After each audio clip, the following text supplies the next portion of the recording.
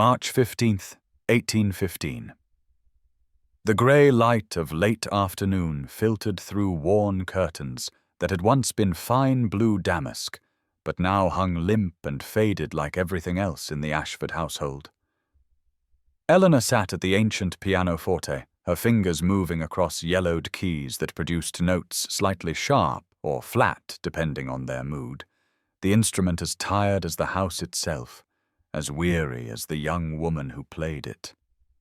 At 26, Eleanor had long since reconciled herself to her fate, spinster daughter to a ruined baron, her days measured in doses of laudanum for her father's pain and careful stitches to mend clothing that should have been replaced years ago. The piece she played was melancholy, a sonata her mother had taught her before the fever took her, before father's gambling debts stripped them of everything but this crumbling country house and their bitter memories. Through the music she could almost forget the draughts that crept through every crack, the persistent damp that made her father's cough worse each winter, the way the villagers looked at her with that particular mixture of pity and satisfaction that came from witnessing a great family's fall. The Ashfords had once been prosperous, respected, until the Ravenscrofts had destroyed them with a manufactured land dispute that had broken her grandfather's heart and fortune alike. She struck a discordant note as the post arrived, unusual for this late in the day, and Mrs. Henley's shuffling footsteps approached the music room. The elderly housekeeper's face bore an expression of barely contained excitement as she held out a letter, expensive paper with an elegant seal. Eleanor recognized the handwriting immediately as that of Lady Harriet Beaumont, her only friend from her brief season 8 years ago, before their circumstances had made it impossible to maintain the facade of gentility in London. Her fingers trembled slightly as she broke the seal and read Harriet's warm words, inviting her to London for the season, offering sponsorship, gowns, everything needed to re-enter society.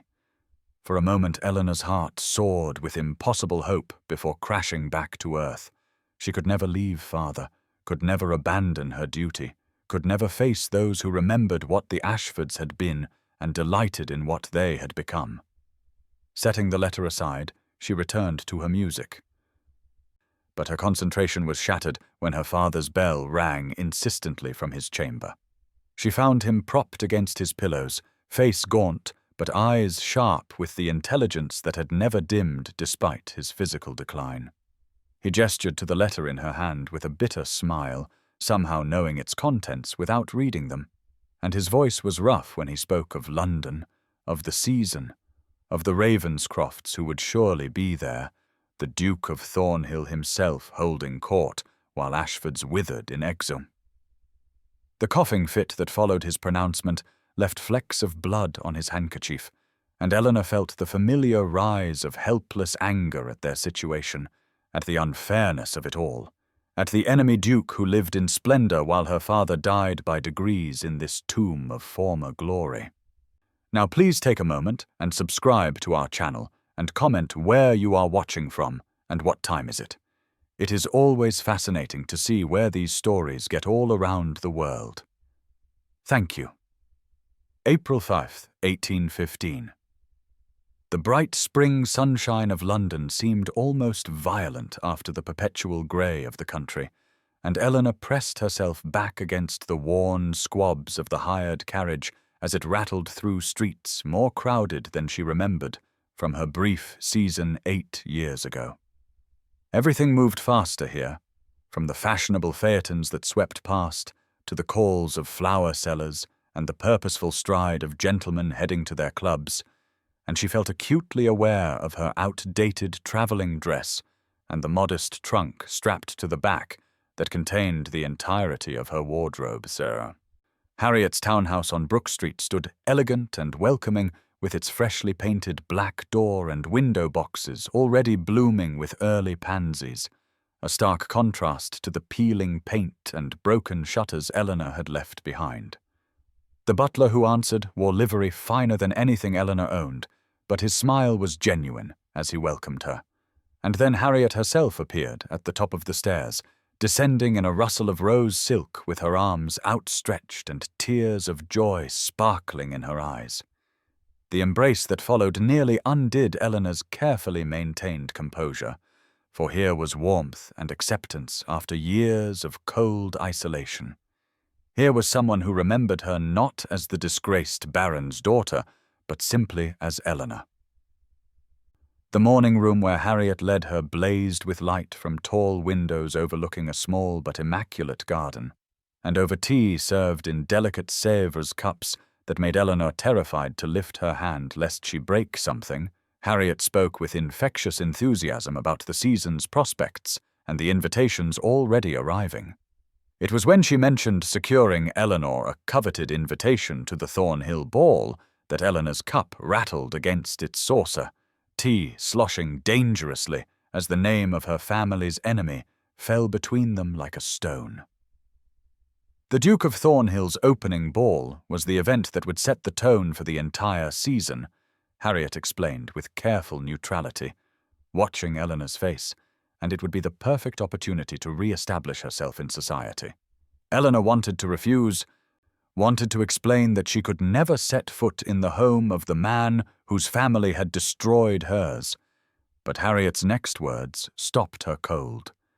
The current Duke was expected to announce his engagement to Lady Sophia Montague at the ball. Everyone said so. And the beautiful daughter of the Marquis of Pembroke had been telling anyone who would listen that she would soon be Duchess of Thornhill. Eleanor found herself thinking of the enemy Duke she had never seen, this man who bore the name that had haunted her family's decline, wondering if he was as cold and cruel as his father had been, if he ever thought of the Ashfords he had helped ruin, if he would even know who she was if she dared appear at his ball. The thought of facing him, of walking into his domain with her head high despite everything, ignited something in Eleanor's chest that felt dangerously like defiance. April 6th, 1815. The modiste's shop on Bond Street hummed with the particular energy of feminine commerce, a world of silks and satins where fortunes could be made or lost on the cut of a sleeve, and Eleanor stood before the looking-glass feeling more exposed than if she'd been naked.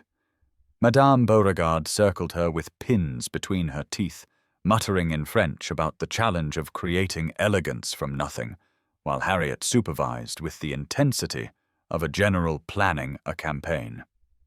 The silver gown taking shape around Eleanor's body was a revelation, its modest neckline somehow more alluring than any plunging décolletage, the way it caught the light transforming her ordinary brown hair into something that might generously be called burnished bronze. She tried not to think about the cost, tried not to calculate how many months of household expenses this single dress represented, but the numbers haunted her as surely as the whispers from the fitting room next door where Lady Sophia Montague held court. That crystalline voice carried through the silk curtains with perfect clarity, speaking of the Thornhill ball, of her certainty that the Duke would propose before the season's end, of the amusing little nobodies who thought to elevate themselves through strategic friendships. Eleanor's hands clenched involuntarily as she heard her own name mentioned, the poor Ashford girl brought as dear Lady Beaumont's charity project, and how tragic it was when good families forgot that certain associations could only lower one's standing.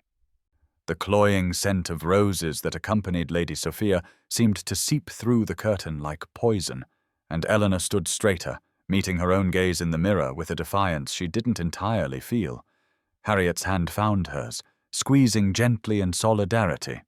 and when Lady Sophia emerged from her fitting room in a confection of pink silk that probably cost more than the Ashford estate's annual income,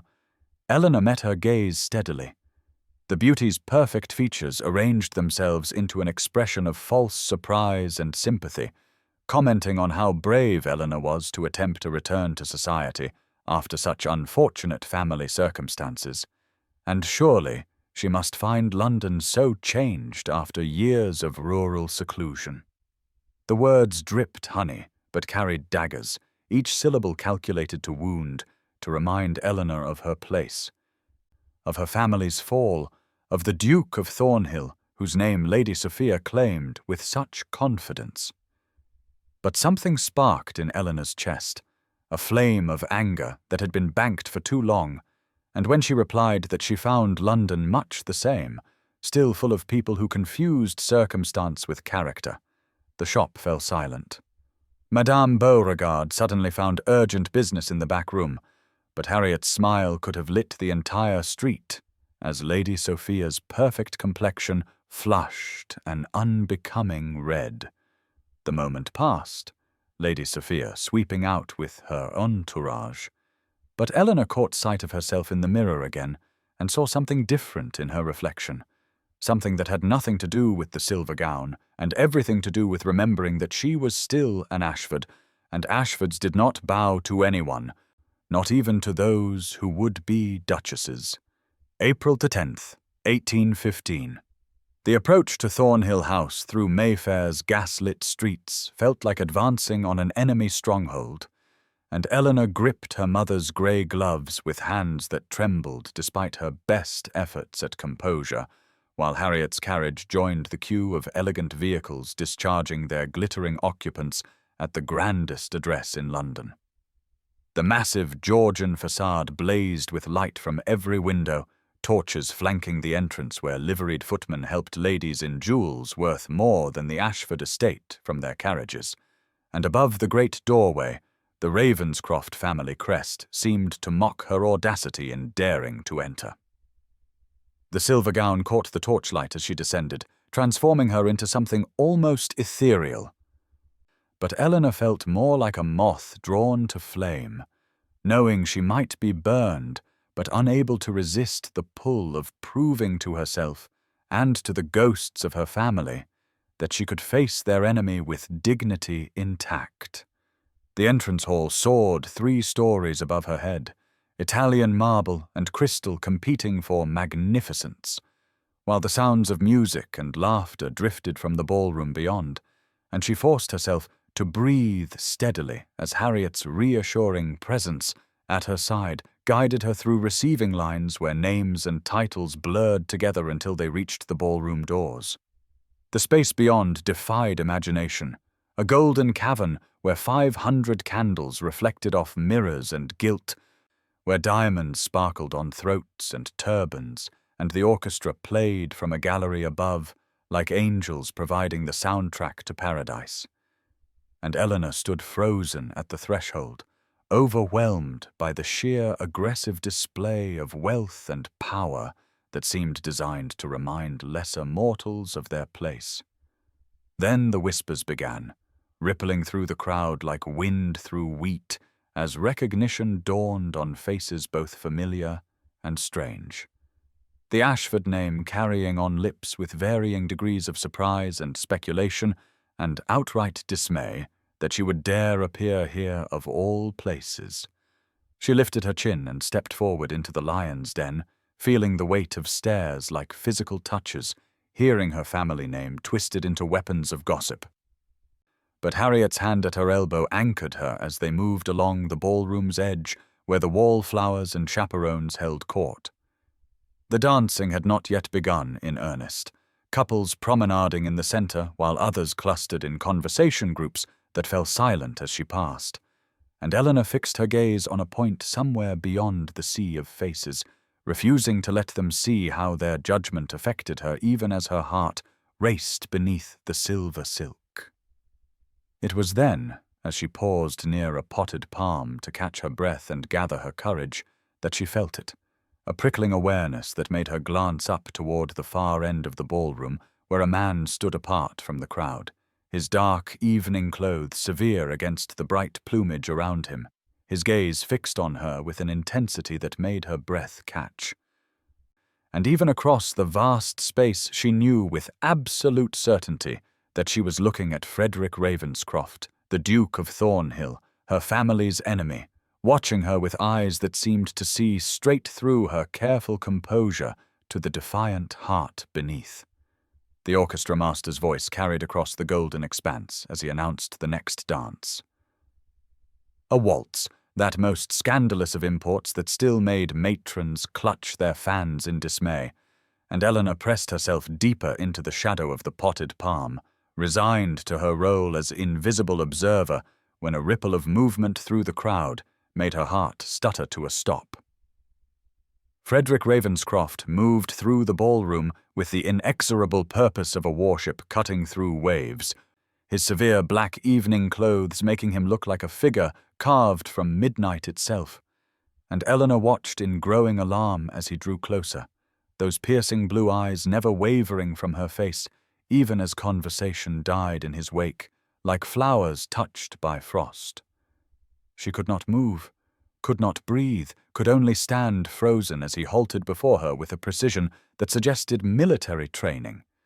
And when he extended one elegant hand toward her, the gesture carrying the weight of command despite its surface courtesy, she heard the collective intake of breath from those near enough to witness this impossibility. His voice, when he spoke, was deeper than she'd imagined, cultured tones that somehow made her name sound like music rather than the burden it had become,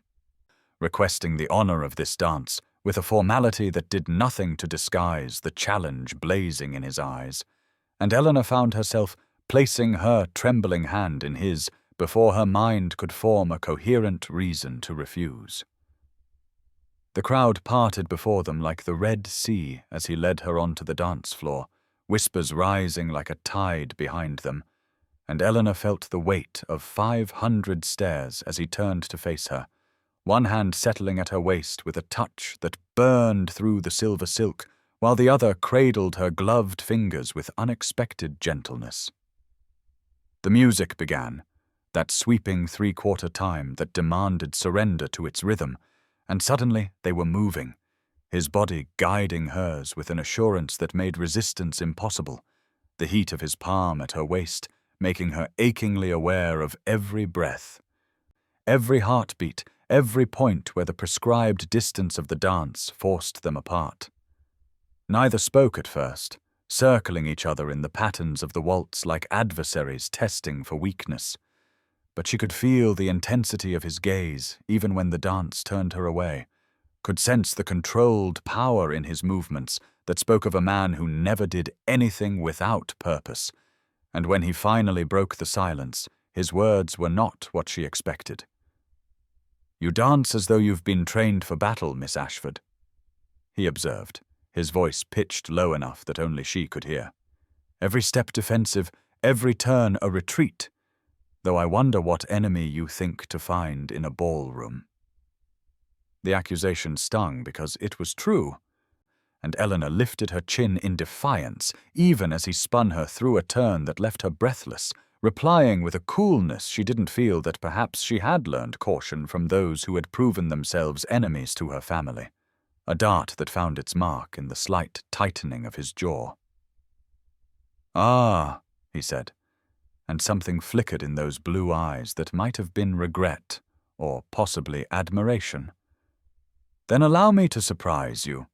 for I find myself uninterested in ancient feuds when faced with present fascination." The words made no sense, could make no sense coming from a Ravenscroft to an Ashford, yet the way he looked at her suggested he meant every syllable,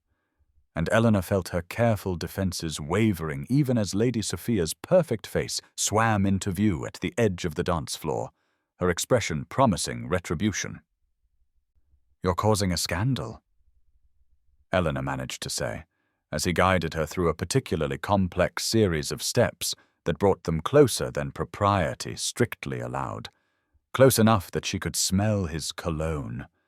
something dark and expensive that made her think of forests after rain. "Good," he replied with a satisfaction that transformed his harsh features into something almost boyish. "I was beginning to bore myself with respectability, and you, Miss Ashford, are decidedly not boring." The compliment, if that's what it was, made her stumble slightly, but his hand at her waist steadied her instantly, and for a moment their eyes met with an intensity that made the rest of the ballroom fade away until there was nothing but the music and the magnetic pull between them that defied logic, history, and good sense. "Why?" she asked, the word escaping before she could stop it, carrying all her confusion and suspicion, and the unwilling attraction that frightened her more than his family name ever could. His expression shifted then, the mask of ducal arrogance slipping to reveal something raw and real beneath. And when he spoke, his voice carried a weight that made her believe him, despite every reason not to.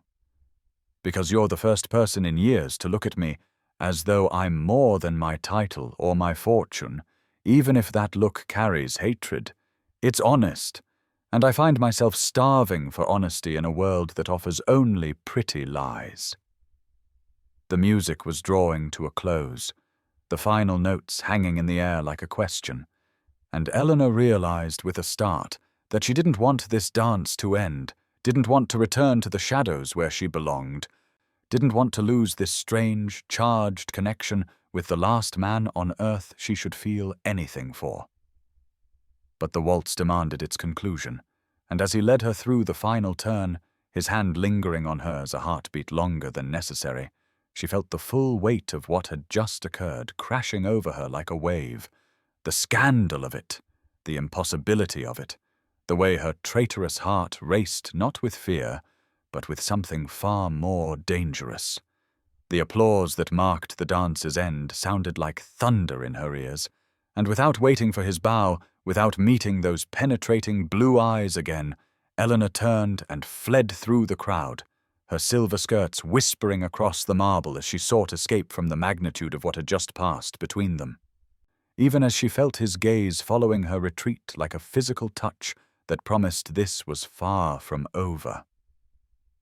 The garden doors beckoned like sanctuary, and Eleanor fled through them into the cool April night, her silver skirts catching on rose thorns as she stumbled down gravel paths until she found a stone bench hidden behind a wall of jasmine, whose heavy scent filled her lungs with sweetness that did nothing to calm the wild beating of her heart, or the confusion raging through her mind like a storm.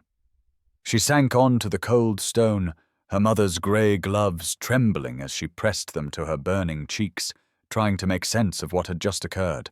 of the way Frederick Ravenscroft had looked at her, not with the cold disdain she expected from her family's enemy, but with an intensity that suggested she was something precious, something worth pursuing, which made no sense unless it was all an elaborate joke designed to humiliate the poor Ashford girl who dared enter his domain. The music from the ballroom drifted through the night air, another waltz beginning, and she closed her eyes against the memory of his hand at her waist, the controlled strength in his movements, the way his voice had wrapped around her name like velvet, but most of all the raw honesty in his eyes when he spoke of being starved for truth in a world of pretty lies. Footsteps on the gravel made her eyes fly open, and there he stood at the garden's entrance, a dark silhouette against the golden light spilling from the ballroom, and even in shadow she could see the tension in his shoulders. The way he hesitated, as though uncertain of his welcome, before moving toward her with that same deliberate purpose that had carried him across the ballroom to claim her for the dance. "You fled," he said simply when he stopped a proper distance from the bench, his voice carrying an undercurrent of something that might have been hurt beneath the ducal composure, and Eleanor found herself standing to face him, needing whatever small advantage height might give her against the overwhelming presence of him in the intimate darkness. "What game are you playing, Your Grace?" she asked, proud that her voice remained steady, even as her heart raced, watching his face in the moonlight that turned his harsh features into something almost vulnerable, and when he stepped closer, close enough that she could see the muscle working in his jaw, she held her ground despite every instinct screaming at her to run. "No game," he said with a quietness that carried more weight than any shout, his blue eyes holding hers with that unnerving intensity. "Though I understand why you might think otherwise given our family's history, but I find myself caring very little for the sins of our fathers when faced with the reality of you, Eleanor Ashford, who looks at me as though I'm merely a man rather than a title or a bank vault or a prize to be won. The use of her first name without permission should have offended her, but instead it sent warmth spreading through her chest, dangerous warmth that threatened to melt the ice she'd packed around her heart for protection, and she turned away from him to stare at the jasmine blossoms glowing white in the darkness, asking the question that haunted her. Why would the Duke of Thornhill concern himself with someone like me when he could have anyone,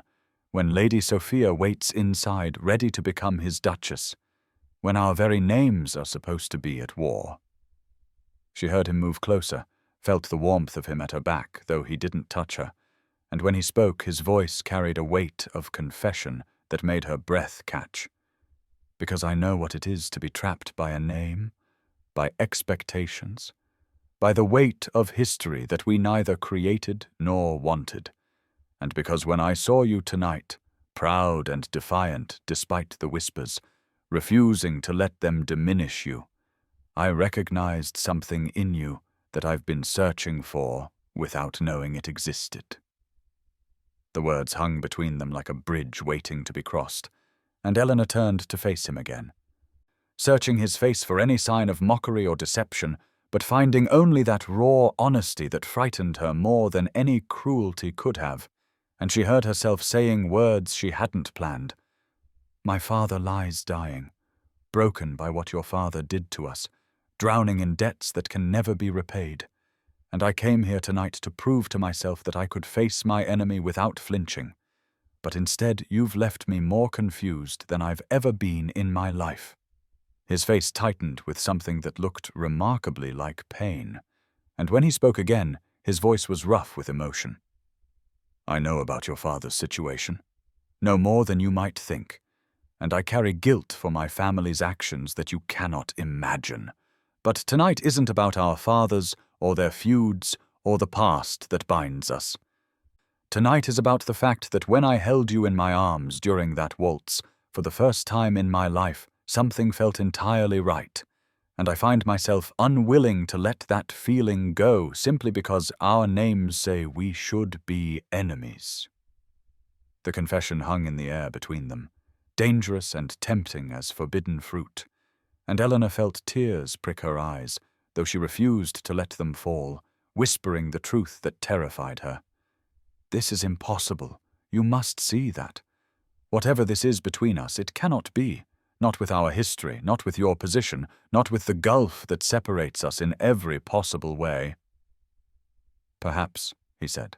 and suddenly he was standing directly before her, close enough that she had to tilt her head back to meet his eyes, close enough that she could see the gold flecks in the blue depths. Close enough that when he raised one hand to hover near her cheek without quite touching, she felt the heat of it like a brand. But I've spent my entire life doing what's possible, what's expected, what's proper, and I find myself suddenly interested in exploring the impossible, especially if that impossibility has grey eyes that see too much,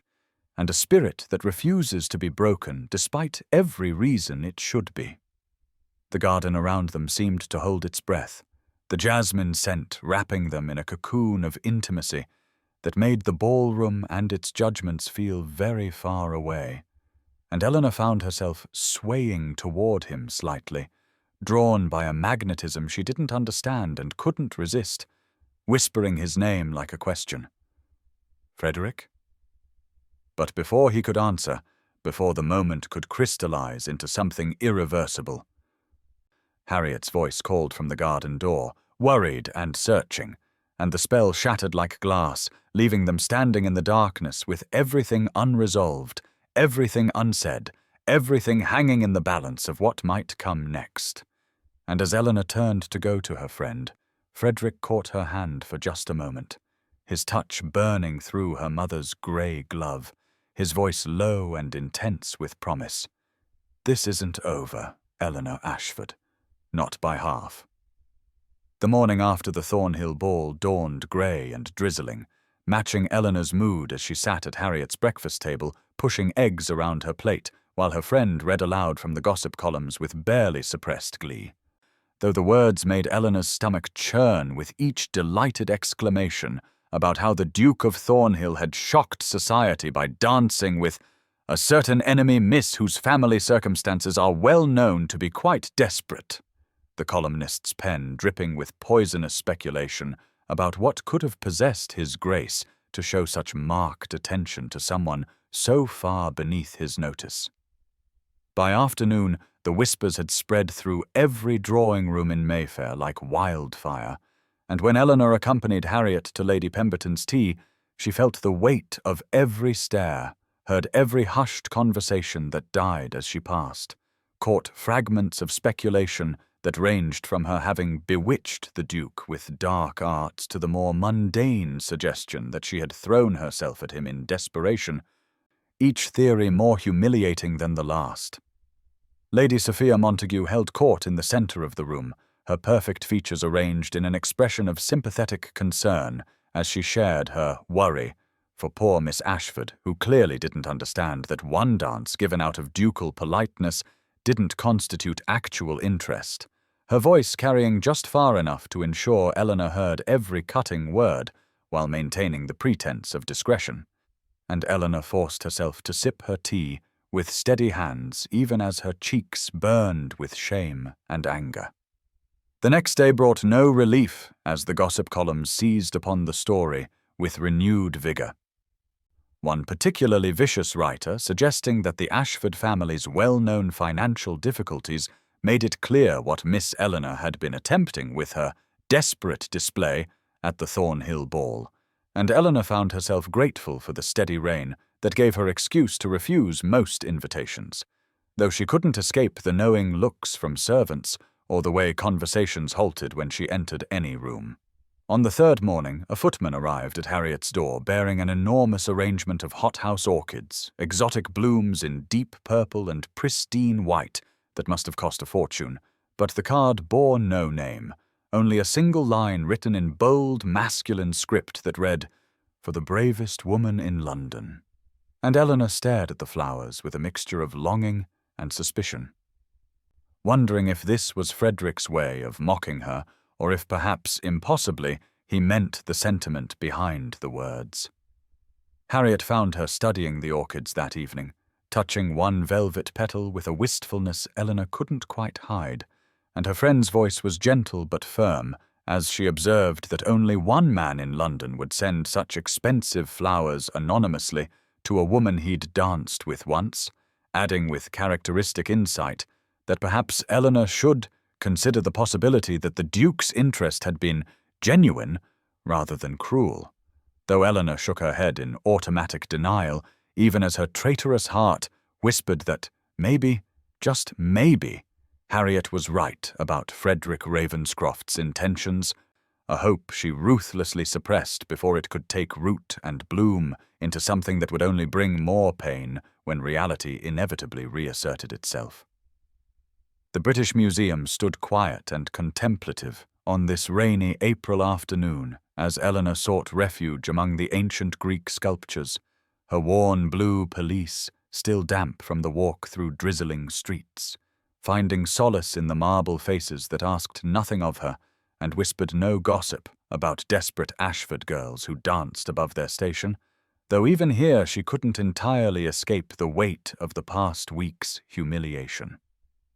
The gallery skylights created a gentle percussion of raindrops that echoed through the vast space where she stood before a statue of Athena, goddess of wisdom and war, thinking how appropriate it was to seek strength from a deity who understood both intelligence and battle, when a familiar voice behind her quoted Keats with surprising softness.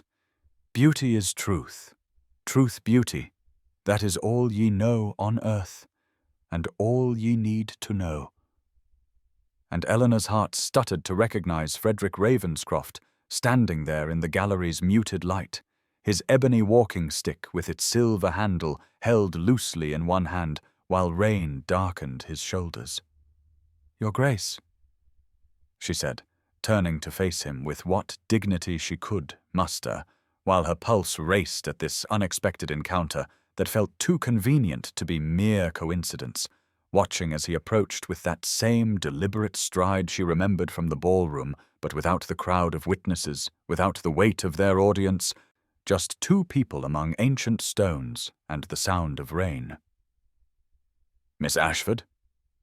he replied, stopping at a proper distance, though his blue eyes held that intensity that seemed to strip away all pretense. I find myself drawn to the Greek collection on rainy afternoons when London society becomes particularly suffocating, though I confess I didn't expect to find Athena keeping such lovely company today. And despite herself, Eleanor felt warmth bloom at the compliment delivered without flourish or false charm. The goddess of wisdom rarely receives visitors who can quote Keats so readily, Eleanor heard herself reply, surprised by her own boldness in engaging him rather than fleeing. But something about the museum's hushed atmosphere and the way he looked at her like she was a masterpiece worth studying made her add, "Though I wonder if you agree with the poet that truth and beauty are truly all we need to know." Frederick's lips curved in what might have been his first genuine smile she'd witnessed, transforming his harsh features into something almost boyish as he moved to stand beside her before the statue, maintaining proper distance but close enough that she caught the scent of rain on wool and something else uniquely him. I find myself questioning everything I thought I knew lately, particularly about the supposed truths society holds dear and the beauty it chooses to recognize or ignore. The weight of his words settled between them like an offering, and Eleanor found herself studying his profile as he gazed at Athena, seeing past the cold Duke persona to something more complex underneath, noting the way his jaw tightened slightly, as though he fought some internal battle before he continued. "Tell me, Miss Ashford, what draws you to the Greek collection specifically, beyond the obvious refuge it provides from wagging tongues and crude speculation?" "The honesty," Eleanor answered without hesitation, surprised by her own candor, but unable to dissemble when he seemed so genuinely interested in her thoughts, rather than her social standing or lack thereof. "These sculptures show humanity as it truly was to them, the divine and flawed combined, strength and vulnerability, carved into the same stone, unlike the perfect facades we're all expected to maintain, while our real selves suffocate beneath expectations and proprieties that serve no purpose but to divide us. You speak as one who understands the weight of facades intimately," Frederick observed, finally turning to look at her directly with those piercing blue eyes that seemed to see through every carefully constructed wall. And Eleanor felt exposed, but somehow not threatened by his scrutiny, as he added, "I confess I've spent so many years perfecting my own cold exterior that I sometimes wonder if there's anything genuine left beneath it,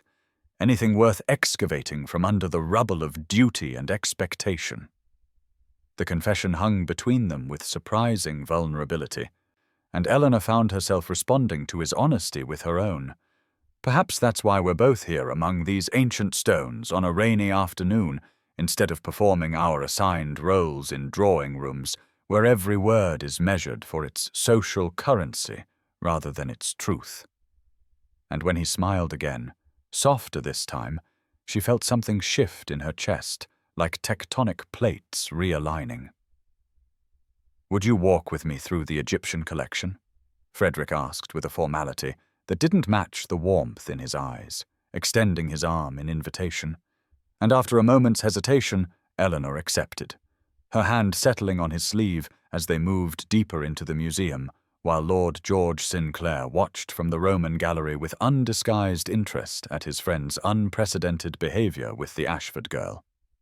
As they walked, Frederick spoke of hieroglyphics and their recent translation, revealing a depth of knowledge that surprised Eleanor, who had assumed his interests lay only in ledgers and land holdings, while she found herself sharing her own observations about the mathematical precision in pyramid construction, their conversation flowing with an ease that made the pretense of chance encounter increasingly transparent,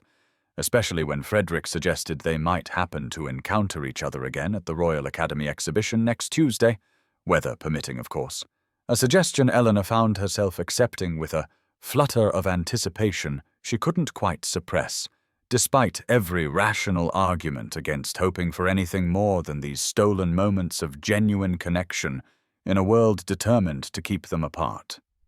The summons arrived at Harriet's townhouse on a rainy Tuesday morning, delivered by a liveried footman whose Ravenscroft colours made Eleanor's hand tremble as she accepted the cream-coloured card bearing the Dowager Duchess Agnes Ravenscroft's personal seal, an invitation to tea that afternoon at her private residence in Berkeley Square that felt more like a command than a request, leaving Eleanor staring at the elegant script, while Harriet insisted she must attend despite Eleanor's protests that she couldn't possibly face Frederick's grandmother after the scandal their waltz had created. The Dowager's sitting room proved to be a study in accumulated history, heavy velvet drapes filtering the grey afternoon light, while portraits of stern-faced Ravenscrofts gazed down from gilded frames, including one of a young boy with serious blue eyes that Eleanor recognized with a start as Frederick, before life had carved those harsh lines into his beautiful face, and she found herself studying it while waiting for the Dowager to appear, wondering what had transformed that solemn child into the cold Duke society knew. "He was 10 in that portrait," came a cultured voice from the doorway,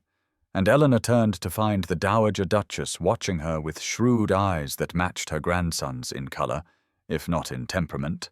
her silver hair arranged perfectly beneath a lace cap, while her posture remained regally straight despite her 70 years. "Painted just before his father began the systematic destruction of your family's fortune, though I suspect you've been taught a rather different version of events, Miss Ashford."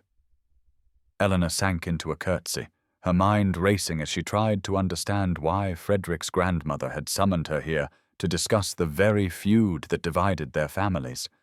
But the Dowager waved her to a chair near the fire, where a silver tea service bearing the Ravenscroft crest waited on a mahogany table. "Your Grace, I'm not certain why you've asked me here," Eleanor managed, accepting the delicate china cup with hands she willed not to shake, while the Dowager's penetrating gaze seemed to catalogue every detail of her appearance, from her modest afternoon dress to the way she held herself with quiet dignity despite her obvious discomfort. "I've asked you here because my grandson danced with you," the Dowager replied with startling directness. "And Frederick has not danced with anyone in 5 years, not since that Montague chit tried to trap him into marriage with false rumours. So when he chose you, an Ashford of all people, for his first waltz in half a decade, I found myself curious about the woman who could make him forget his famous self-control." The Dowager set down her own cup with deliberate precision before continuing in a voice that carried the weight of long-held secrets. "Tell me, Miss Ashford, what do you know of how the feud between our families began, beyond the obvious fact that your grandfather lost his lands to mine in what your father doubtless described as theft?" When Eleanor carefully recited the story she'd heard countless times from her bitter father, how the old Duke had used legal trickery to steal the Ashford estates through a manufactured dispute over boundary lines, the Dowager's lips twisted in something between a smile and a grimace as she rose to retrieve a leather folder from her escritoire, extracting yellowed documents that she spread before Eleanor with deliberate care, pointing to specific passages that told a very different tale than the one Eleanor had always believed, revealing how her own grandfather had gambled away the estates in a drunken card game, and the old Duke had actually tried to return them before Eleanor's grandfather, in his pride and shame, had publicly accused the Ravenscrofts of cheating, forcing the Duke to keep the lands or admit to participating in illegal gaming. "But that's not the worst of it," the Dowager continued, her voice softening as she returned to the portrait of young Frederick. "My son inherited his father's cruel streak, but none of his honour. And when he became Duke, he took particular pleasure in grinding the Ashfords further into dust, buying up your father's debts, calling in loans at the worst possible moments, ensuring your family's complete ruin, not because of the old feud, but because he enjoyed the power it gave him. And Frederick, my dear Frederick, tried so hard to stop him. Even as a boy of 15, he argued against it. And when his father died 8 years ago, the first thing Frederick did was try to return the lands to your family secretly, only to have your proud father refuse any assistance from a Ravenscroft, even anonymous gifts that would have eased your burdens considerably. The music-hall at Lord Hastings's grand Mayfair residence hummed with the sounds of a string quartet and polite conversation on that April evening as Eleanor entered the crowded salon. Her mind still reeling from the dowager's revelations 2 days prior, the weight of newly understood truths pressing against her chest, while she searched the room for one particular face among the sea of jewels and evening dress, knowing Frederick would be here somewhere, and that she could no longer avoid the confrontation her conscience demanded. She spotted him near the pianoforte where Lady Pemberton's daughter attempted a Mozart sonata with more enthusiasm than skill, his tall frame rigid with that familiar cold control, while Lady Sophia Montague clung to his arm in her signature red gown. Her possessive fingers curled around his sleeve like crimson claws as she whispered something that made him frown, though when his blue eyes suddenly found Eleanor across the room, something electric passed between them that made Lady Sophia's grip tighten visibly. Eleanor forced herself to approach, her heart hammering as she navigated through clusters of gossiping matrons who fell silent at her passing, their whispers following in her wake, about the presumptuous Ashford girl who dared pursue a duke, though Eleanor barely heard them over the roaring in her ears as she drew closer to Frederick, watching how his expression shifted from surprise to something more vulnerable when he realized her intent, gently but firmly extricating himself from Lady Sophia's grasp to meet Eleanor halfway, despite the beauty's obvious displeasure. "Miss Ashford," he said, his voice carefully neutral, though she caught the question in his eyes, the uncertainty that seemed so at odds with his reputation for icy control, and Eleanor knew this was her moment to either retreat into safe silence or speak the truth that burned in her throat since leaving his grandmother's sitting-room. "Your Grace, I wonder if we might speak privately," Eleanor heard herself say with a steadiness that surprised her, ignoring Lady Sophia's sharp intake of breath, and the way nearby conversations ceased entirely to focus on this unprecedented scene. And when Frederick nodded and gestured toward the less crowded conservatory adjoining the music room, Eleanor followed, despite every eye tracking their movement with avid curiosity. The conservatory's glass walls muffled the music, while orchids and ferns created an intimate jungle around them, the air heavy with moisture and the scent of earth, as Frederick turned to face her. His handsome features tight with what she now recognized as apprehension rather than coldness, and Eleanor found herself studying him with new eyes, seeing not the enemy Duke, but the boy who had argued with his father at 15, who had tried to secretly restore what his family had taken, who carried guilt that wasn't truly his to bear. "I spoke with your grandmother," Eleanor said simply, watching his face transform from guarded curiosity to stunned understanding, his jaw tightening as he processed the implications while she continued with growing courage. "She told me about the real history between our families, about your father's cruelty and your attempts to make amends, about the anonymous gifts my father refused, about everything you tried to do to right wrongs that were never yours to fix. And I find myself wondering why you never told me yourself during our encounters at the museum or in that garden after our waltz." Frederick turned away from her toward the rain-spotted glass, his reflection wavering like a ghost as his voice emerged rough with long-suppressed emotion. "What would you have had me say, Miss Ashford, that my father took pleasure in destroying yours, that I watched it happen and could do nothing to stop it, that every attempt I made to restore your family's fortunes was thrown back in my face by your father's pride, that I dance with you knowing I represent everything your family has lost, and yet cannot stay away because you are the first person in years to look at me and see something beyond the title and the reputation." The raw honesty in his words made Eleanor's eyes fill with tears she refused to let fall, understanding now the weight he carried, the guilt that shaped his cold facade. And she moved closer despite propriety, despite the shocked faces she could see through the glass doors watching their tense exchange, reaching out to touch his sleeve with trembling fingers as she whispered, "I see you now, Frederick. Truly see you. And what I see is not my enemy, but a man who has spent years trying to atone for sins that were never his, who has hidden his true nature behind walls of ice because warmth was interpreted as weakness, who chose to dance with me that night, not from cruelty, but from recognition of a kindred spirit trapped by circumstances beyond our control." He turned at her touch, his blue eyes blazing with an intensity that stole her breath as he covered her hand with his own, the warmth of his palm sending shivers through her entire being while he spoke with quiet fervor. "Eleanor, you cannot know what it means to hear you say that, to have someone see past the surface to the man beneath. But you must understand that my family's sins are real regardless of my intentions, that your father's hatred is justified even if misdirected, that being with me means facing not just gossip, but the very real pain our families have inflicted on each other." But before Eleanor could respond, before she could tell him that she had already chosen, that understanding had transformed resentment into something far more dangerous to her heart, the conservatory doors burst open as Lady Sophia appeared in a swirl of red silk and barely contained fury, her beautiful features twisted with rage as she hissed,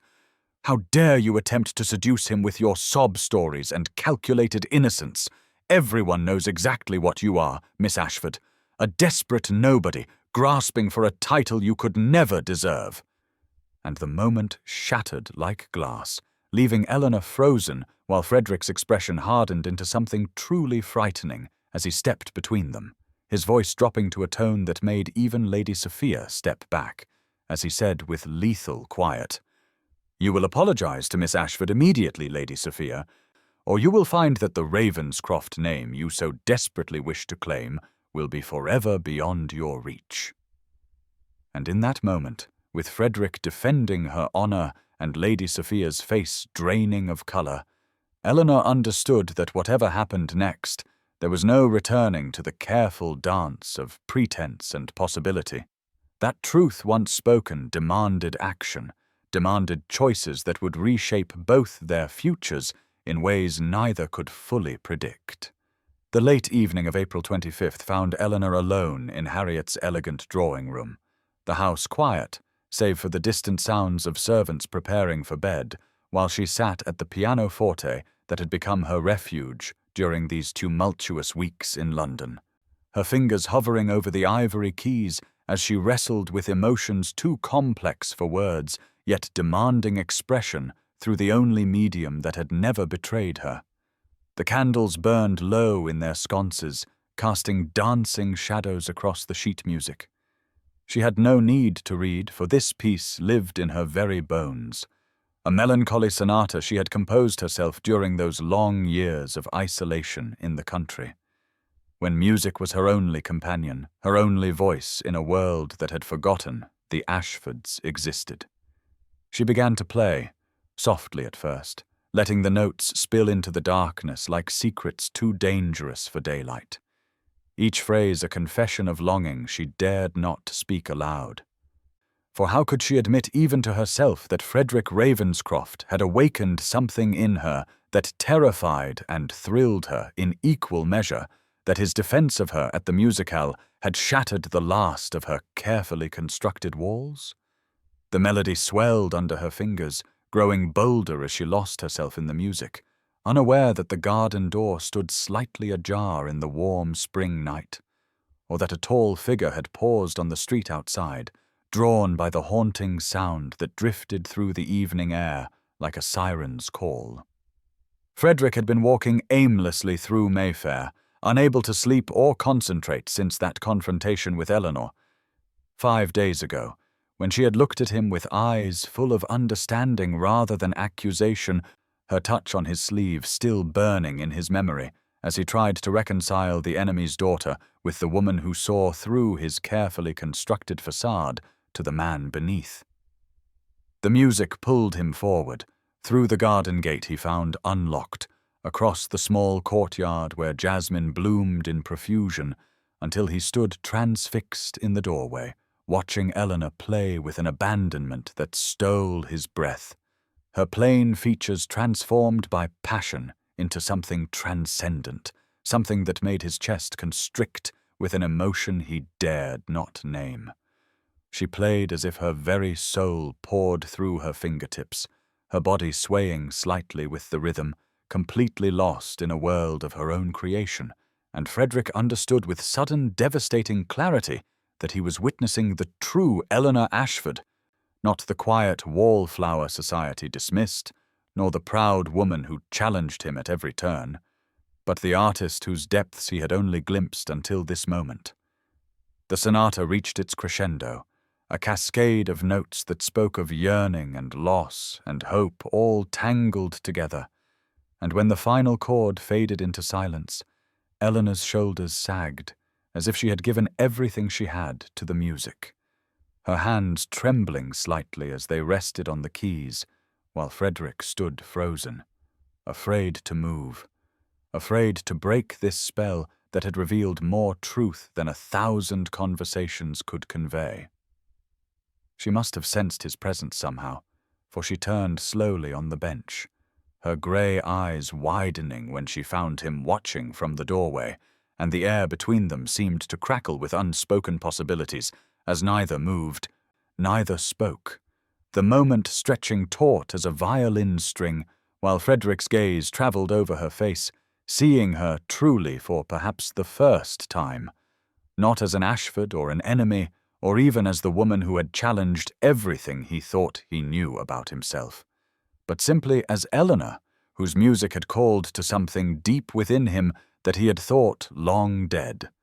And he took one step forward, then another, drawn by a force stronger than propriety or sense, while she remained perfectly still, watching him approach with those remarkable eyes that seemed to see straight through to his soul,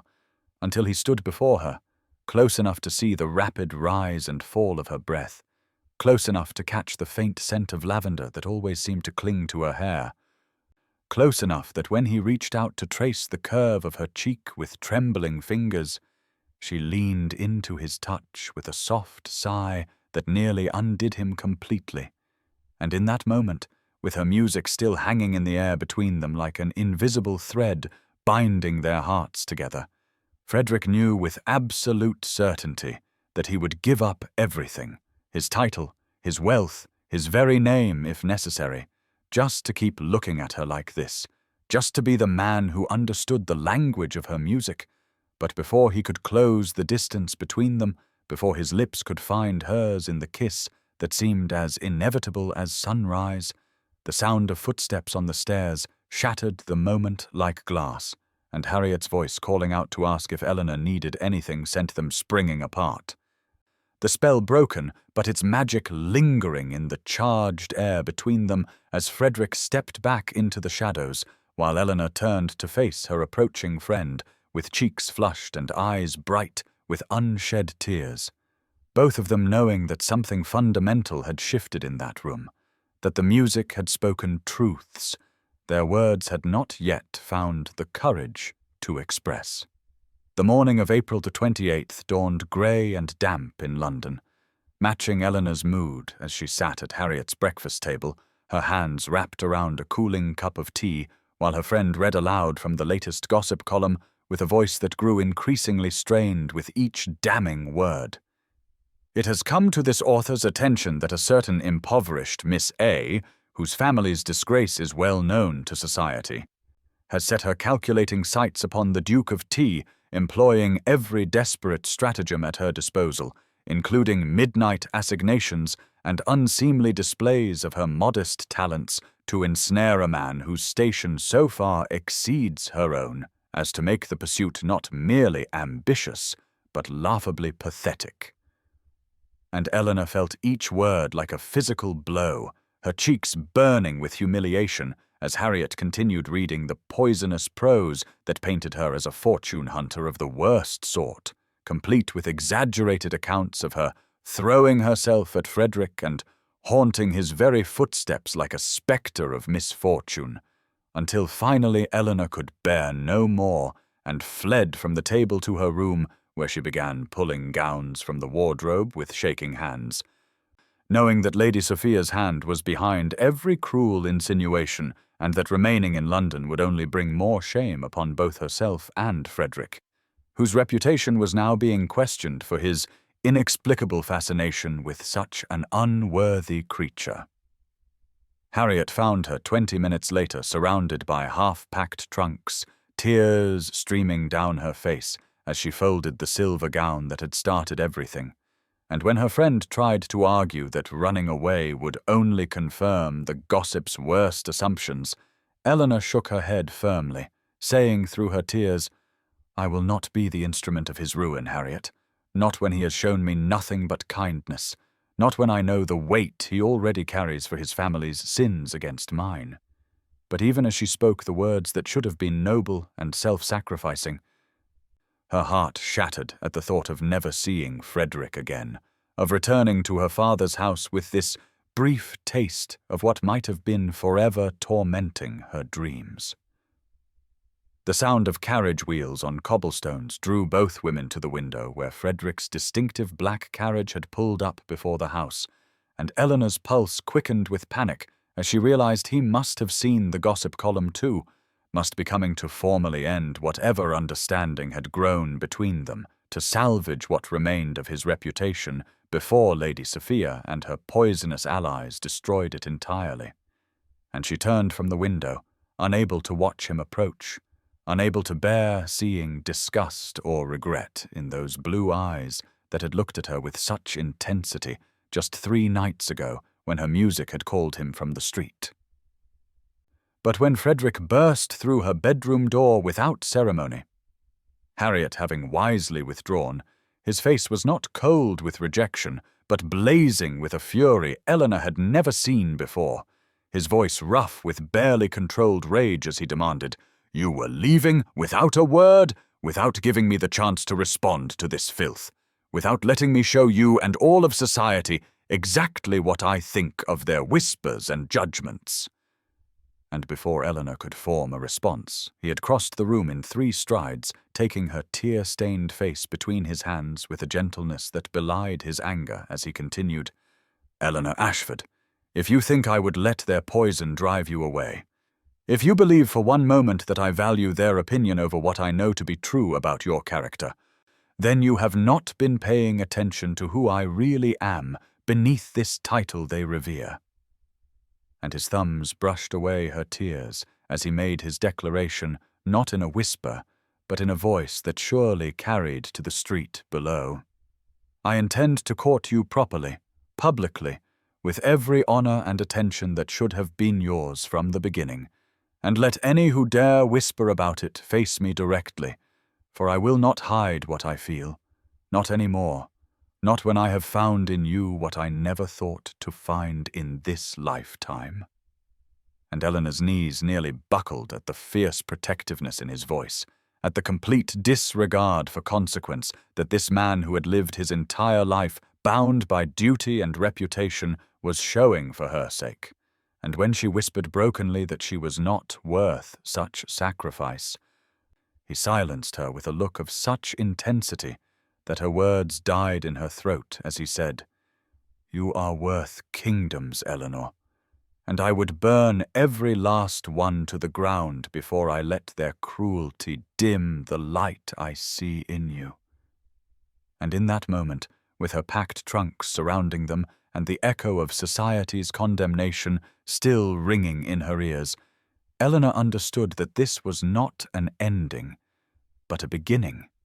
that Frederick Ravenscroft was choosing her not despite the scandal but in defiance of it, and when he formally asked if she would accept his official courtship, knowing full well what battles they would face, she could only nod through her tears, her heart too full for words as he pulled her into his arms and held her while she wept, not from sorrow, but from the overwhelming realization that she was loved, truly loved, by a man who would face down all of society rather than let her believe herself unworthy of his devotion. The morning of April 29th dawned clear and bright over London, a fitting backdrop for Frederick's first public declaration of his courtship as his gleaming black carriage drew up before Harriet's townhouse at precisely 10 o'clock. The Duke of Thornhill himself, alighting with an enormous bouquet of red roses that drew gasps from passing pedestrians who had never seen the notoriously cold Duke carrying flowers like a lovesick youth, and when Eleanor answered the door herself, still in shock that he truly meant to court her before all of society, the tender way he presented the roses while murmuring, "Good morning, my dear Miss Ashford," loud enough for the gathering crowd to hear, sent whispers racing through Mayfair faster than wildfire. Their first official outing was a drive through Hyde Park at the fashionable hour, Frederick's matched greys drawing admiring glances, while Eleanor sat beside him in her best afternoon dress, trying not to fidget under the weight of so many stares, some curious, some scandalized, some openly hostile. But Frederick seemed utterly unconcerned with society's reaction, keeping up a steady stream of conversation about books and music and art that gradually eased her nerves, his hand occasionally brushing hers on the carriage seat in a way that sent shivers through her entire being. When they encountered Lady Sophia near the Serpentine, resplendent in emerald silk and accompanied by her usual coterie of admirers, Frederick's greeting was coolly polite but distant, his attention never wavering from Eleanor, even when Lady Sophia attempted to engage him in conversation about a forthcoming ball, and the message was clear to all who witnessed it. The Duke of Thornhill had made his choice, and no amount of batting eyelashes or coy remarks would sway him from the woman at his side. Day after day, the pattern continued. Frederick appearing each morning with roses, escorting Eleanor to exhibitions and concerts and garden parties, always attentive, always protective, his hand at her elbow, guiding her through crowds that parted before them with expressions ranging from shock to calculation. As society began to realize this was no passing fancy, but a serious courtship that defied every expectation and social convention they held dear. Lord George Sinclair, watching his friend transform from distant duke to devoted suitor, remarked one evening at White's that he had never seen Frederick so animated, so genuinely happy,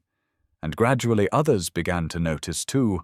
how the Duke's famous coldness melted whenever he looked at Miss Ashford, how his rare smiles came readily in her presence, how he listened to her opinions with genuine interest rather than the polite boredom he usually displayed in social settings.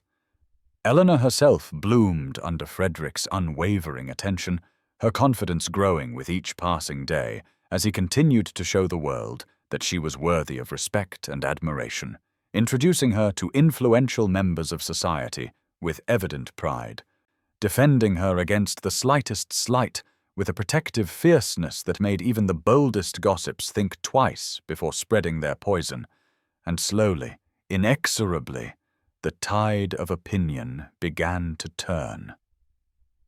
On May the 5th, when they attended the opera together, Eleanor wearing a new gown of deep blue silk that Frederick had insisted on commissioning for her, despite her protests about accepting such gifts, she felt the shift in how people looked at her, no longer with pity or scorn, but with a grudging curiosity, even respect, for any woman who could capture and hold the attention of the Duke of Thornhill must possess qualities beyond the immediately apparent. Frederick seemed to sense her growing comfort, becoming bolder in his displays of affection, holding her hand during the opera's most romantic arias, whispering translations of the Italian in her ear with his breath warm against her skin, and when tears slipped down her cheeks during the tragic finale, he offered his handkerchief without hesitation, his fingers lingering against hers as she accepted it, the gesture so tender and intimate that Lady Jersey herself was heard to remark that perhaps there was more to the Ashford girl than met the eye. But it was on May 8th, during an afternoon picnic in Richmond, that Lady Sophia had also attended with her set, that Eleanor finally began to truly believe in the miracle unfolding before her, for when Lady Sophia accidentally spilled lemonade on Eleanor's dress with a false cry of dismay, Frederick immediately removed his own coat to cover the stain, then proceeded to escort Eleanor to his carriage, announcing to the entire gathering that Miss Ashford's comfort was more important than any social occasion, and as they drove away, leaving Lady Sophia standing open-mouthed on the lawn, he took Eleanor's hand fully in his and said quietly but firmly, "You must know by now that nothing and no one will drive me away, that each day I fall more deeply under your spell, not through any witchcraft as they claim, but through the simple magic of discovering who you truly are beneath the facade society forced you to wear." And Eleanor found herself believing him at last, her heart soaring with a hope she had never dared embrace as she squeezed his hand in return, understanding dawning that this magnificent, complicated man truly saw her, valued her, cherished her for exactly who she was, and that perhaps, just perhaps, she was worthy of such devotion after all. The midday sun of May 12th cast long shadows through the dusty windows of Ashford House as Frederick's carriage rolled up the neglected drive, past overgrown hedges and crumbling stone walls that spoke eloquently of the family's reduced circumstances, and Eleanor, who had travelled ahead to prepare her father for this meeting, watched from an upstairs window with her heart in her throat, knowing that everything hinged on the next hour, on whether two proud men could set aside generations of hatred for the sake of love. Baron Thomas Ashford sat propped against pillows in his study, his once robust frame wasted by illness and bitterness, his grey eyes sharp with suspicion as the door opened to admit the Duke of Thornhill, and the tension in the room was palpable as Frederick entered. Removing his hat with careful deliberation, his usual commanding presence tempered by genuine humility as he faced the man whose family his own had destroyed. "Your Grace," the Baron said coldly, the title dripping with decades of resentment, "I cannot imagine what brings a Ravenscroft to darken my doorway after all these years, unless you have come to gloat over what remains of our ruin." But Frederick stood his ground, his voice steady and respectful as he replied, "I have come, Lord Ashford, to ask for your daughter's hand in marriage, to seek your blessing on a union I know must seem like the cruelest of jests given our family's history." The silence that followed was deafening, broken only by the Baron's harsh laugh that turned into a coughing fit, and when he recovered, his face was flushed with fury as he spat, "My blessing? You dare ask for my blessing to take the only good thing left in my life, to claim my Eleanor as another trophy in your family's collection of Ashford possessions?" And Frederick moved closer, surprising both Eleanor, listening from the hallway, and her father by dropping to one knee beside the Baron's chair, a gesture of supplication no duke should make to a ruined baron. "I ask not as a duke to a baron, not as a Ravenscroft to an Ashford, but as a man who loves your daughter with every fibre of his being, who would spend the rest of his life trying to undo the wrongs my family has inflicted upon yours," Frederick said quietly, reaching into his coat to withdraw a leather portfolio that he placed gently on the side table. "And perhaps these documents will help you understand that I began that process long before I ever met Eleanor. That for the past 5 years I have been quietly purchasing and restoring every piece of Ashford land my father stole, waiting for the right moment to return them without it seeming like charity or condescension. The Baron's hands trembled as he opened the portfolio, his eyes widening as he recognized deed after deed, all transferred back to the Ashford name, all legally binding and complete, representing a fortune in property that would restore the family's security and standing. And Frederick continued softly, "I could not undo my father's cruelty, could not restore your father's life or the years of suffering, but I could at least return what was stolen. And I swear to you now that Eleanor knew nothing of this until this moment. That she has won my heart, not through gratitude or obligation, but through her own extraordinary worth that shines despite every attempt the world has made to dim it."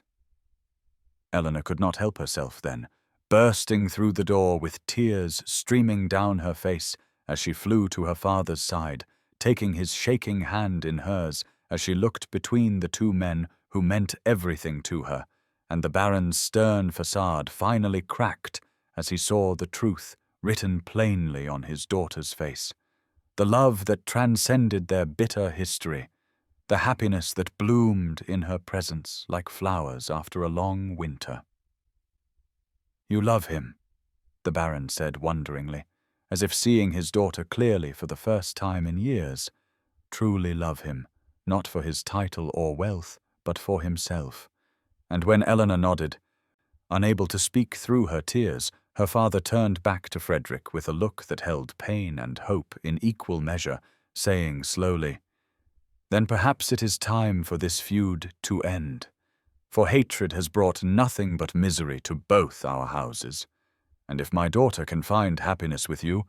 then I will not let my pride stand in her way." And with those words, he extended his hand to Frederick, who took it with reverence, the handshake sealing not just a betrothal, but the end of a vendetta that had poisoned two families for far too long,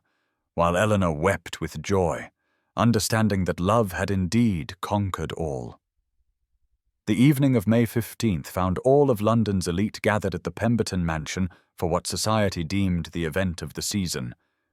A grand ball where the official announcement of the Duke of Thornhill's engagement to Miss Eleanor Ashford would finally put to rest the endless speculation and gossip that had consumed the Tun for weeks. And Eleanor stood before her mirror in Harriet's dressing room, her hands trembling as her friend fastened a magnificent diamond necklace around her throat, a betrothal gift from Frederick that caught the light like captured stars, transforming her from overlooked spinster to future duchess before her own wondering eyes.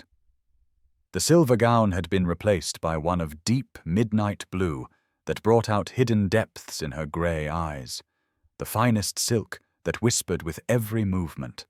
cut in the latest fashion to emphasize her graceful figure that society had dismissed as too thin, too unremarkable. And as Harriet stepped back with tears of joy glistening on her cheeks, she declared, "My dear Eleanor, you are radiant, absolutely radiant, and when Frederick sees you tonight, he will fall in love with you all over again." Though Eleanor could hardly believe this fairy tale was real, that in mere moments she would stand before hundreds of people who had whispered cruel things about her and claim her place at Frederick's side. The Pemberton ballroom blazed with the light of 1,000 candles, the cream of society assembled in their finest jewels and silks, the air thick with anticipation and the competing scents of hothouse flowers and expensive perfume. And when the major domo announced, "His Grace the Duke of Thornhill and Miss Eleanor Ashford," a hush fell over the crowd as Frederick led her down the grand staircase, his hand warm and steady on hers, his eyes holding such open adoration that even the most cynical gossips found themselves dabbing at their eyes. They moved through the crowd like a ship parting waves, accepting congratulations with gracious smiles, and Eleanor marveled at how different it felt to be the center of attention when she had someone beside her who valued her, protected her, made her feel worthy of every honor being bestowed. And when they reached the center of the ballroom where Lord and Lady Pemberton waited to formally congratulate them, Frederick raised his voice to address the entire assembly, his words clear and carrying to every corner of the vast room. "Ladies and gentlemen, I stand before you tonight the most fortunate of men, for Miss Eleanor Ashford has done me the extraordinary honor of agreeing to become my wife. And I wanted you all to witness my public declaration that she is not merely my chosen bride, but my heart's true companion, my intellectual equal, my soul's perfect match, and any who would speak against her, speak against me," his voice ringing with such fierce conviction that Lady Sophia, standing near the refreshment table in a gown of virulent green that matched her envious expression, actually flinched as if struck, while around them the crowd burst into applause, some genuine, some calculated, but all acknowledging that the Duke of Thornhill had made his position absolutely clear. The orchestra struck up the first waltz as Frederick led Eleanor onto the dance floor, the same waltz that had started everything 2 months ago, but now as his hand found her waist and she placed her gloved hand in his, there was no hesitation, no fear. Only the perfect synchronization of two souls who had found their match against all odds, and around them the cream of society watched with expressions ranging from genuine delight to barely concealed envy as the Duke of Thornhill gazed at his betrothed with such naked adoration that even the most hardened cynics felt their hearts soften. "Do you remember, my darling?" Frederick murmured as they moved together in perfect harmony. "How you fled from me that first night, how you ran to the garden as if I were the devil himself pursuing you." And Eleanor laughed, a sound like silver bells that drew smiles from those near enough to hear it, replying, "I remember thinking you were mocking me, that the great Duke of Thornhill had chosen the poor Ashford girl as the evening's entertainment, never dreaming that you were as affected as I was, that your heart was racing as wildly as mine." And he spun her expertly, her midnight blue gown billowing around her like water, before drawing her close again to whisper, "I knew from that first touch, that first moment our eyes met across the ballroom, that you would be my undoing and my salvation, though it took me far too long to understand that being undone by you would be the making of me." The Dowager Duchess watched from her position of honor near the orchestra, a satisfied smile playing about her lips as she observed her grandson's complete transformation, remembering the cold, controlled man he had been before Eleanor Ashford had waltzed into his life and thawed the ice around his heart. And beside her, Lord George Sinclair raised his champagne glass in a silent toast to the friend who had finally found the courage to choose love over duty, happiness over reputation, while across the room Lady Sophia Montague stood frozen in her green gown, her beautiful face a mask of disbelief as she watched the man she had considered her property dance with the woman she had dismissed as beneath notice. As the waltz drew to a close, Frederick did something that sent a collective gasp through the ballroom, bending to press a kiss to Eleanor's gloved hand, and then, in defiance of all propriety, turning her hand to press his lips to the delicate skin of her wrist, where her pulse fluttered like a captured bird, his eyes never leaving hers as he straightened and declared loud enough for all to hear, "Ladies and gentlemen, I give you the future Duchess of Thornhill, the woman who has taught me that true nobility lies not in ancient bloodlines or accumulated wealth, but in the courage to love without reservation, to see beyond the surface to the gold that lies beneath. And I count myself the most fortunate of men that she has chosen to entrust her heart to my keeping." And as Eleanor's eyes filled with happy tears, the ballroom erupted in applause that seemed to shake the very crystals in the chandeliers above, a sound that marked not just the celebration of an engagement, but the final defeat of prejudice and the triumph of love over every obstacle society had tried to place in its path.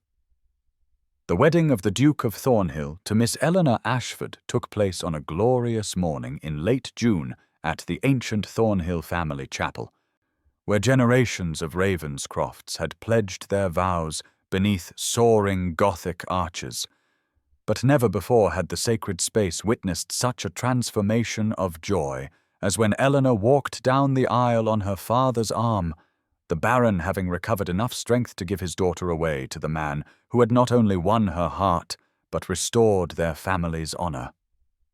The chapel overflowed with the cream of society, including those who had whispered cruelly about Eleanor just months before, now forced to witness her elevation to one of the highest positions in the land. And as sunlight streamed through stained-glass windows, casting rainbow patterns across her ivory silk gown, embroidered with seed pearls and silver thread, even Lady Sophia Montague could not deny that the bride possessed a radiance that transcended conventional beauty. Frederick stood at the altar in his finest mourning coat, his usually controlled features softened by an expression of such tender anticipation that Lord George Sinclair, standing as his groomsman, had to clear his throat to hide his own emotion at seeing his friend so utterly transformed by love, while beside Eleanor, Harriet Beaumont served as matron of honour, tears of joy sliding down her cheeks as she remembered the frightened, resigned woman who had arrived at her doorstep just 3 months prior. The Archbishop intoned the sacred words that would bind 2 feuding families together for all time. And when Frederick spoke his vows, his deep voice carrying to every corner of the chapel, promising to love, cherish, and honour Eleanor above all others, above all worldly considerations, above even his own life, several hardened society matrons found themselves reaching for their handkerchiefs, moved by the raw sincerity in every word. Eleanor's own vows, spoken in a clear, steady voice that bore no trace of the timid wallflower she had once been, included a promise to stand beside Frederick, not just as his Duchess, but as his partner, his equal, his heart's true companion through whatever trials or triumphs lay ahead. And when the Archbishop pronounced them man and wife, Frederick broke with all propriety by cupping Eleanor's face in his hands and kissing her with such passionate devotion that gasps echoed through the chapel, followed by spontaneous applause that seemed to shake the very foundations of the ancient building. The wedding breakfast at Thornhill House surpassed anything society had seen, with the Dowager Duchess presiding over festivities that celebrated not just a marriage, but the healing of old wounds, the mending of a feud that had poisoned 2 families for generations. And as Frederick led Eleanor in their first dance as husband and wife, the same waltz that had started their incredible journey, he whispered against her ear, "My darling Duchess, my heart's own music, you have given me more than a wife, more than love.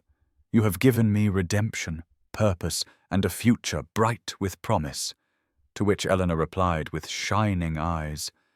"And you, my dearest Frederick, have given me the courage to be myself." The years that followed the wedding unfolded like the pages of a fairy tale that Eleanor had never dared to dream for herself, bringing with them joys so profound that she sometimes woke in the night simply to watch Frederick sleeping beside her, still marvelling that this man who had once been her enemy by birth had become her heart's true home. And their first child arrived on a snowy January morning, a daughter with her father's dark hair and her mother's grey eyes, whom they named Agnes, after the Dowager Duchess who wept with joy upon holding her great-granddaughter for the first time, declaring that the child carried the best of both families in her tiny form and would grow to be a woman of remarkable strength and grace. The Thornhill estate transformed under Eleanor's gentle influence from a monument to cold aristocratic pride into a warm and welcoming home filled with music and laughter. For Frederick had commissioned the finest piano in all of England to be installed in the morning room where Eleanor played every day, her gift no longer hidden but celebrated. And soon their daughter joined her at the bench, small fingers picking out melodies, while Frederick stood in the doorway, watching his two greatest treasures with an expression of such tender devotion that the servants whispered among themselves about how the fearsome Duke had been utterly conquered by love. Baron Thomas Ashford lived to see his daughter's happiness bloom, his health mysteriously improving once the burden of hatred and debt had been lifted from his shoulders, and he spent his final years in a comfortable cottage on the Thornhill estate, where Eleanor visited him daily, their relationship healed by Frederick's quiet generosity and the passage of time that softened old wounds into distant memories.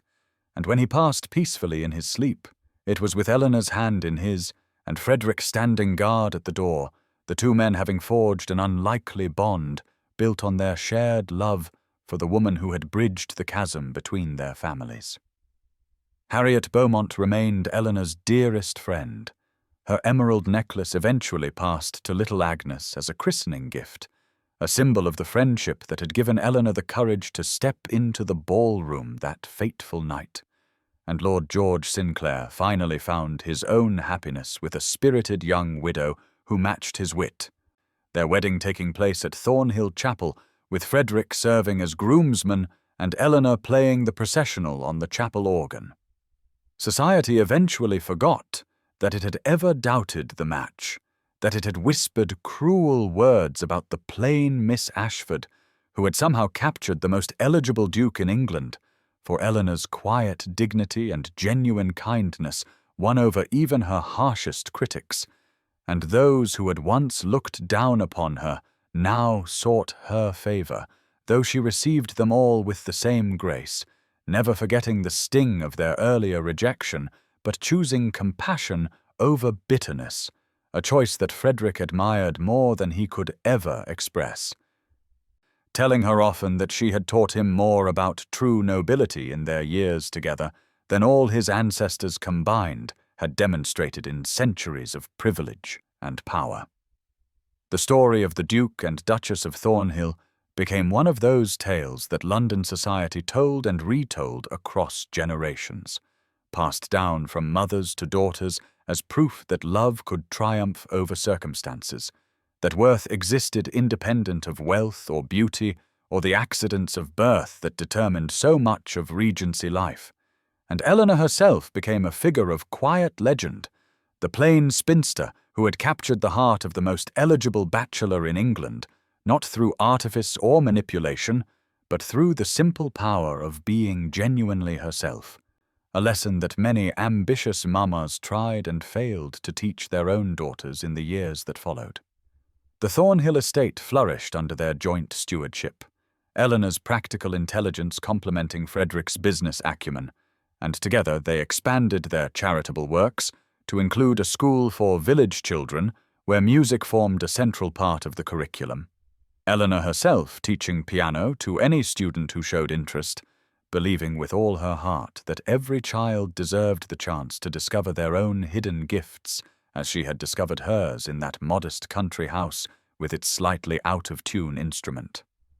A second child arrived, a son named Thomas for Eleanor's father, and then twin girls who inherited their mother's thoughtful grey eyes and their father's stubborn determination, and the nursery wing of Thornhill House rang with laughter and music and the particular chaos that only a houseful of beloved children could create, a sound that Frederick declared was the finest symphony he had ever heard, far surpassing any performance in the grandest concert halls of Europe. The Dowager Duchess Agnes lived to see all 4 great-grandchildren take their first steps, her sharp eyes softening whenever she watched Frederick with his family. This grandson, whom she had feared might never learn to love, transformed into a devoted husband and father. And when she passed peacefully in her 90th year, it was with Eleanor holding one hand and Frederick the other, both of them weeping for the woman who had set their love story in motion with a single afternoon tea and a truth that needed telling. Lady Sophia Montague eventually married a viscount and moved to the North Country, her influence in London society gradually fading until she became merely a cautionary tale about the perils of cruelty, while Lord George Sinclair and his wife became the Thornhills' closest companions, their children growing up together, playing in the same gardens where Frederick had once found Eleanor hiding from her own feelings. And on quiet evenings when the children were asleep and the house settled into peaceful stillness, Eleanor would play piano while Frederick sat nearby reading, occasionally looking up to watch her fingers dance across the keys. Still amazed after all their years together that this remarkable woman had chosen him, had forgiven his family's sins, had transformed his cold and carefully ordered life into something rich with meaning and warmth and the kind of love he had never believed possible for a man who had once been called the enemy duke. If you are listening to this story and finding yourself in Eleanor's place at its beginning, if you know what it feels like to be overlooked and undervalued, to be dismissed by a world that judges worth by standards you can never meet, then let this tale be a lantern in your darkness, a whisper of hope when all seems lost. For the truth that Eleanor discovered in that season of 1815 is the same truth that waits for each of us if only we have the courage to believe it. That our worth is not determined by society's narrow definitions, not measured by beauty or wealth or the circumstances of our birth, but by the depth of our hearts and the strength of our spirits and the quiet dignity with which we face a world that so often fails to see us clearly. Eleanor was 26 when her story began, considered firmly on the shelf, plain-featured and poor, the daughter of a disgraced family with nothing to recommend her but a gift for music she was too afraid to share. And yet she became the woman a duke would burn kingdoms for, not because she changed herself to meet some impossible standard, but because she finally allowed herself to be seen, to step out of the shadows where she had hidden for so long, and trust that someone might recognize her true value. The waltz that changed everything lasted only a few minutes, a single dance at a ball she never wanted to attend, but it opened a door she had believed forever closed. And the man who held out his hand to her that night became her partner, not just in that dance, but in all the dances that followed, in the grand waltz of life itself, with its moments of joy and sorrow, its turns both expected and surprising. So if you find yourself tonight feeling invisible, feeling as though your best years have passed you by and hope is a luxury you can no longer afford, remember Eleanor standing in her worn blue dress before her father's piano. Remember her walking into enemy territory in a silver gown with nothing but her mother's grey gloves to armor her against a hostile world. Remember her choosing courage over comfort, love over fear, possibility over the safe prison of resignation. Your waltz is waiting, perhaps not with a duke in a candlelit ballroom, but with whatever form your heart's desire takes. And the only question that matters is whether you will have the courage to step onto the floor when the music begins. Thank you for joining me on this journey through Eleanor and Frederick's story. And if it has touched your heart, if it has given you even a moment of hope or escape, or the sweet pleasure of a love story well told, then I invite you to subscribe and return for more tales of overlooked souls finding their way to happiness. For in a world that can be so harsh, we all deserve stories that remind us love is possible, transformation is real, and it is never too late to begin again.